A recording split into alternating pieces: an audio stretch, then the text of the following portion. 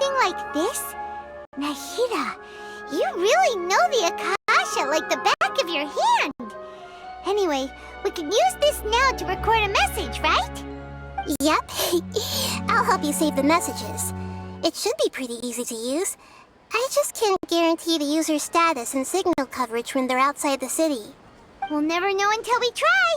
At least we're taking the initiative now. Let's go then. Let's expose those sages! Alright. Paimon isn't as worried about being separated since it happened once yesterday. But Paimon still isn't happy about it. Okay, see you tomorrow, Traveler!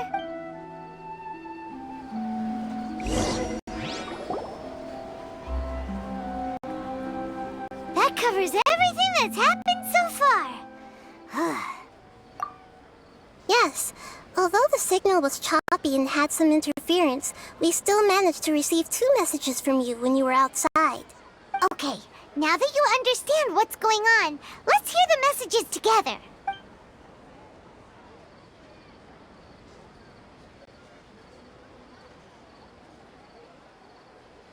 Can't go back. There are countless spaces here. Our Sumeru's festival in Sumeru City is just one of them. I've entered another space. Before me are flowing sandstone and howling fish. Impossible and surreal sights. All these spaces are empty except for the occasional ones that contain mute puppets rather than people. I can't sense any human presence.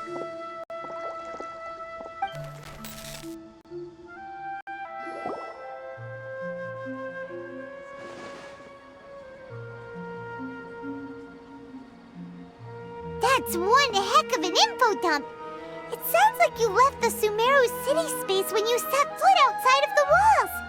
But everything looked completely normal when Paimon was looking out from the inside.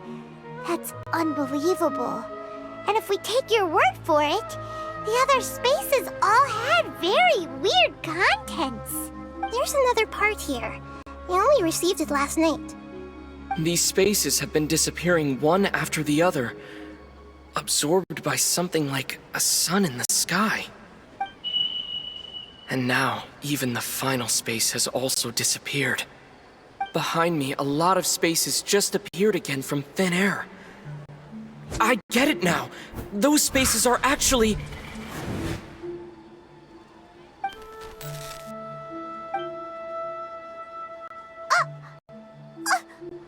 Why did the message end right there? What did the Traveler want to say? What are those spaces?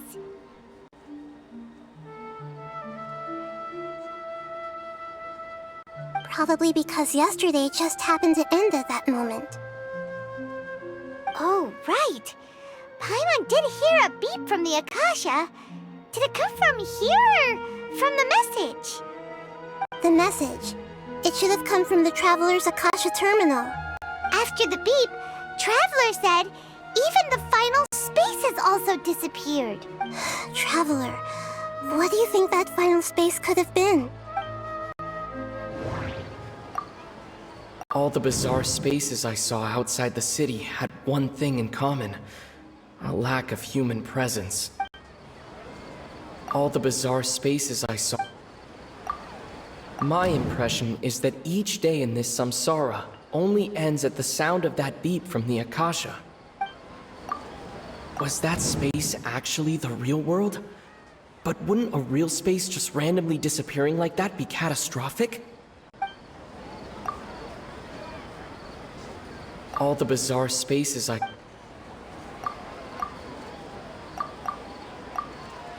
That doesn't sound right.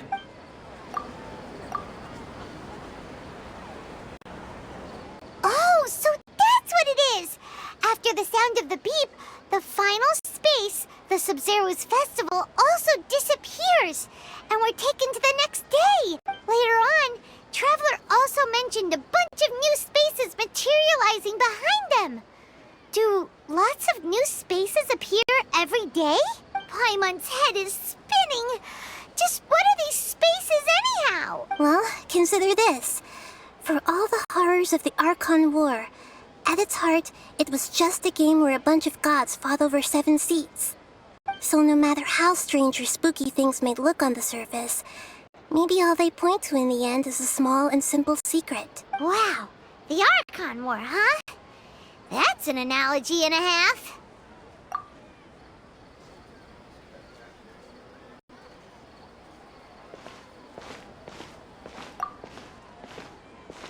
Hey, where are you going?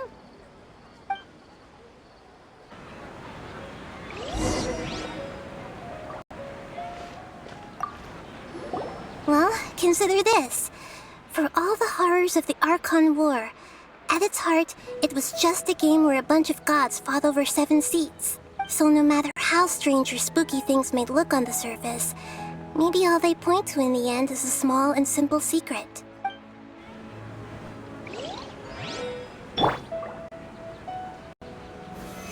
Stabilize!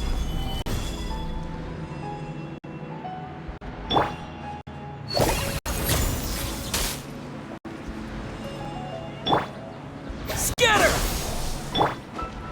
Kamisato Archon. Sumeru!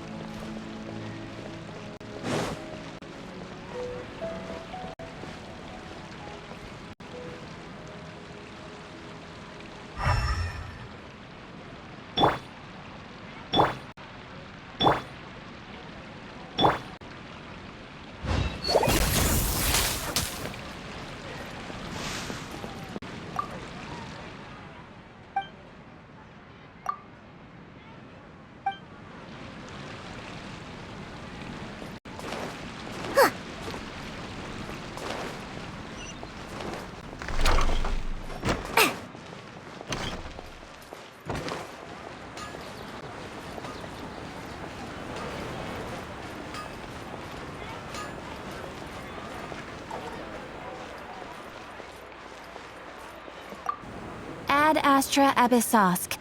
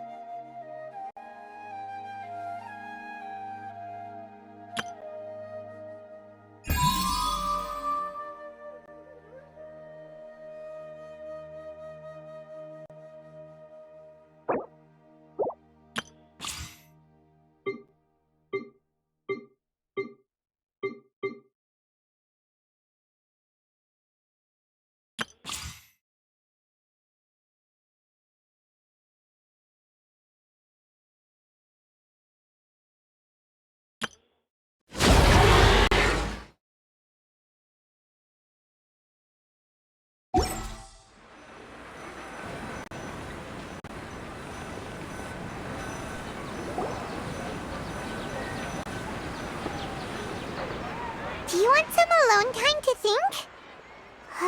Alright then, Paimon won't disturb you.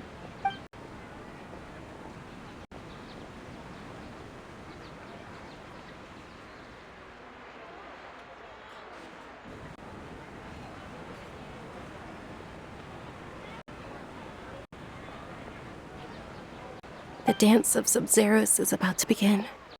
I'm going to go watch it. Okay. Why don't you go ahead, Dunyarzad? We still have some other stuff to do first. Okay then. See you later. Have you figured it out yet, Traveler? Time is ticking away. Awesome! What is it? Paimon wants to know. Oh, wait, no. Let's meet up with Nahida first. You can tell us both together. This time, we're gonna get to the truth.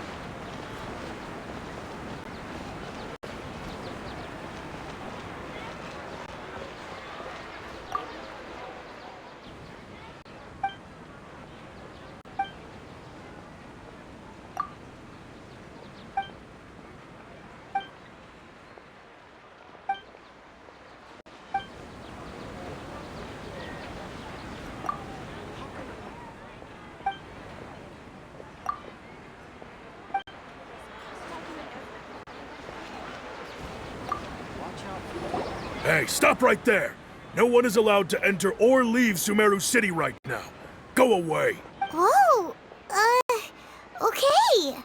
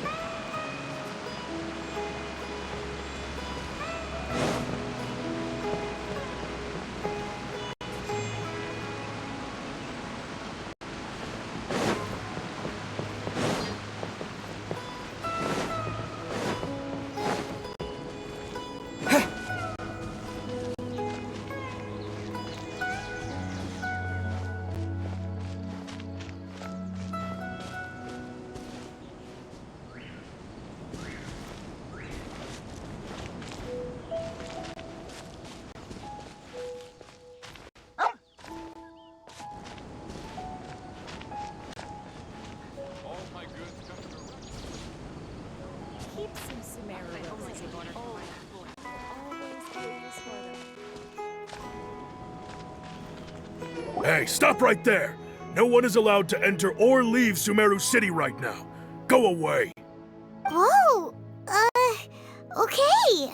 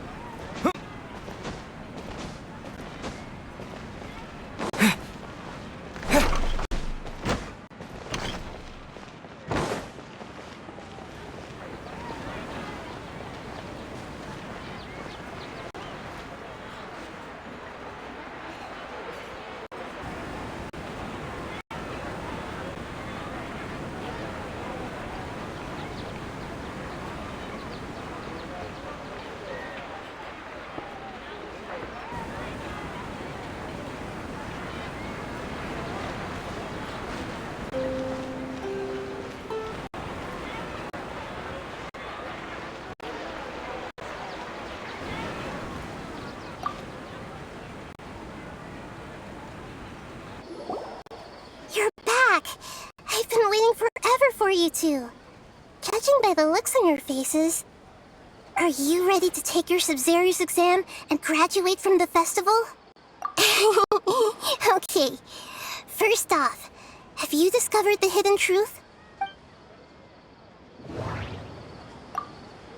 Okay, Nahida said the Akasha relies on the power. We've already experienced the Sub-Zero's festival many times, and all the bizarre spaces I saw outside the city had one thing in common: a lack of human presence. The moon, illusion. People in Sumeru don't dream.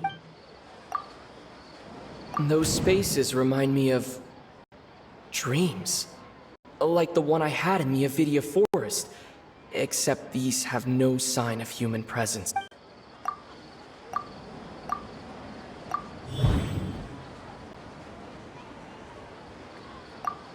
We are all in a dream. It isn't that the people of Sumeru don't dream. Rather, the Akasha is taking their dreams from them. People in Sumeru think they don't dream, but the truth is the Akasha steals their dreams without them knowing it. And those spaces with no human presence are stolen dreams without their host. That would explain why they sounded so weird when he was trying to describe them. Huh. So people in Sumeru do dream after all. In fact, we're all in one big dream together right now. Correct answer. Now, how did you conclude that the Akasha is capable of this?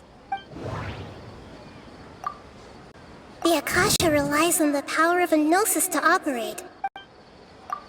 It is the manifestation of the god. It compiles the wisdom of the entire populace, and it grants knowledge to the people. It compiles the wisdom of the entire. That doesn't sound right. I need to care. That doesn't sound right. That doesn't sound right. Oh, okay. Those dream-controlling creatures in the forest also get their power from the Dendro Archon, right? That would explain why the Akasha has the ability to control people's dreams, too. But is stealing everyone's dreams really how the Akasha compiles their wisdom? Isn't there anything more to it than that? Dreams are fantastical, complex, and full of imagination. People's brains are the most active when they're dreaming. In other words, dreams are rich bundles of human wisdom. So in other words, the complete opposite of how Hypatia understood it. Karma remembers her saying that the sages think dreams are foolish delusions, and the fact that no one dreams is a blessing from Greater Lord Rukkhadevata. So it was all a dirty trick? The real story is that the sages from the academia are using the Akasha to steal people's dreams for their own use, huh? Oh? By the sounds of it, you understand the current situation pretty well. So then, what about the samsara?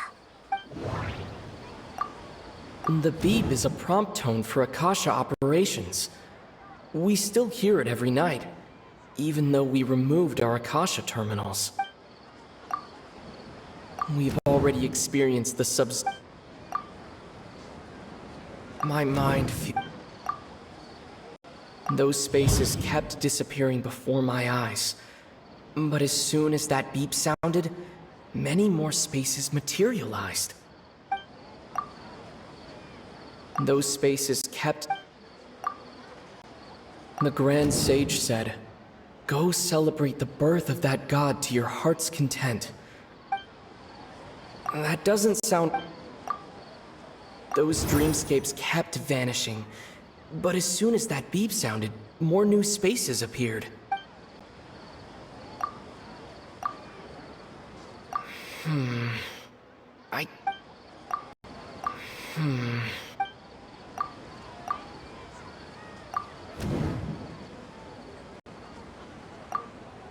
Correct. The Akasha is keeping each person's brain in a constant dream state, but also separating their consciousness from their own dream. Their disembodied consciousness is placed inside the collective dream of the Sub-Zero's festival along with everyone else's, while their now vacant dreams are harvested by the Akasha. No one is any the wiser as another day passes in the dream, and so begins another samsara cycle. People wake up to yet another dream about the Sub-Zero's festival. The dreams that belong to them are once again harvested by the Akasha, and so it continues. So, this is like a dream factory, and the Akasha is a dream harvesting machine. Did Paimon get that analogy right? Very good, Paimon.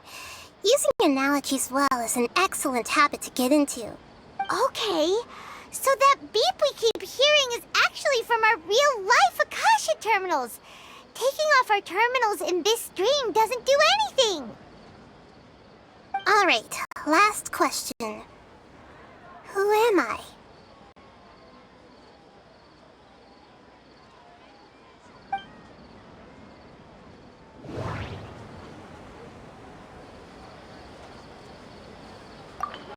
They say that alchemical divination is the Dendro Archon's divine revelation. So then, if Nahida has referred to herself as the moon... Now that I think about it, wasn't illusions a hint that we're all dreaming? Now that I think about it, wasn't illusions hinting at the sage's deception of Sumeru's people?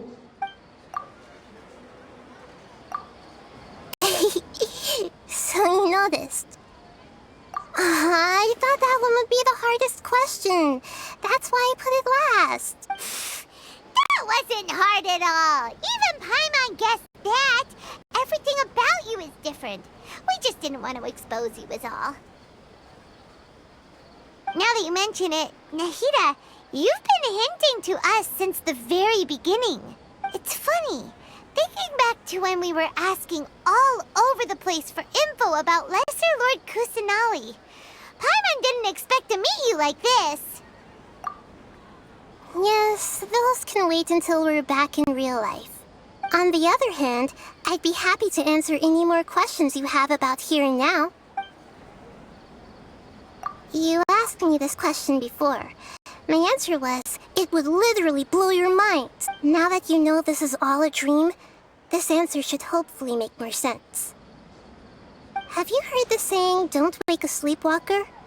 Likewise, if someone suddenly had told you all this instead of you learning it on your own, your notion of reality and dream would be thrown into irreversible confusion. I couldn't expose you to that kind of risk. That's why I could only give you very subtle hints and some suggestions. Long story short, I'm really sorry I had to keep you guessing. Firstly, this dream we're in is completely based on reality. People have already experienced this Sub-Zero's festival, so it would be very difficult for them to find anything that strikes them as surreal. Secondly, you're probably wondering why people don't have any memories from earlier samsara, right? That's because people don't remember their dreams most of the time anyway. And in any case, their actual dreams are being taken away from them by the Akasha. So whenever they wake up in this dream of the Sub-Zero's festival, they don't remember anything from their previous identical dream. That reminds Paimon. Traveler had a dream when we were in the Avidia forest, but couldn't see what it was about after waking up. Is that an example of what you mean? Yes. Only after receiving the blessing of Dendro can a person gain the Dendro element's dream-enhancing power. That explains the feelings of deja vu. Meanwhile, everyone else has no idea that they are in the Sub-Zero's festival samsara, while their dreams are stolen from them over and over again. Can humans really keep dreaming forever like this? Will it ever end? And if so, when? You might say your mental fatigue has already answered this question.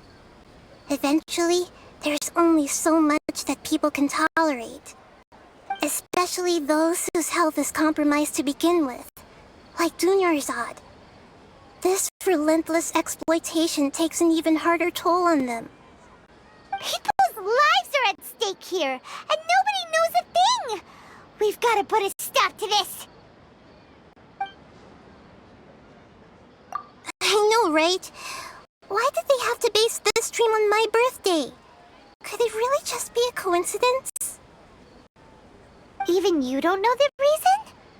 Wow, now that's strange.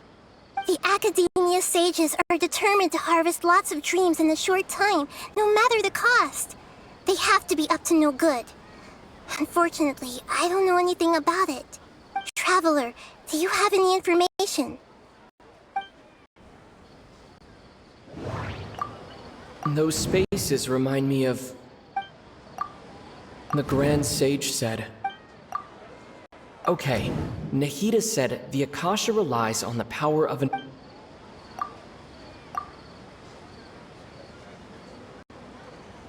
Celebrate the birth of that god? Could it mean... deceiving the people of Sumeru with no regard for their safety? No matter what they're trying to do, this is unforgivable.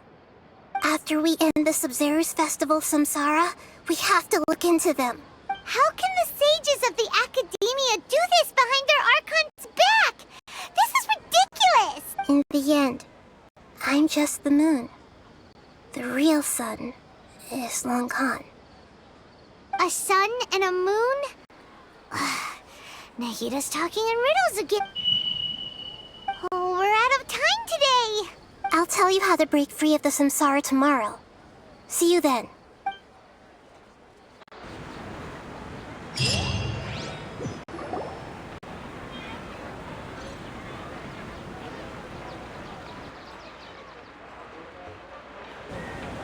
Good morning, Nahida. Wait. Now that Paimon remembers everything, should we instead say good morning, Lesser Lord Kusanali? Hey! What's wrong, Nahida? You don't look too good. I'm afraid that what you're thinking right now is correct. Did Dunyarzad already disappear? No way! Are we too late? The real Dunyarzad's consciousness has indeed disappeared. It can no longer endure the constant dream harvesting. Paimon can't believe it. Wait, so what about that other Dunyarzad? Just what is she? Is she also going to disappear? She's actually something like a puppet, but not completely. The real Dunyarzad's consciousness could no longer keep playing her role in this dream. So another Dunyarzad appeared to replace her in the dream. Just like the grass and the trees, that Dunyarzad is just a building block of the dream that helps to keep it going. But personality-wise, she's nothing like the real Dunyarzad. Puppets are stiff and can't copy a living person's vitality. After all, they're just there as filler. You know, speaking of which, the old Dunyarzad might not have been too different from a puppet. Dunyarzad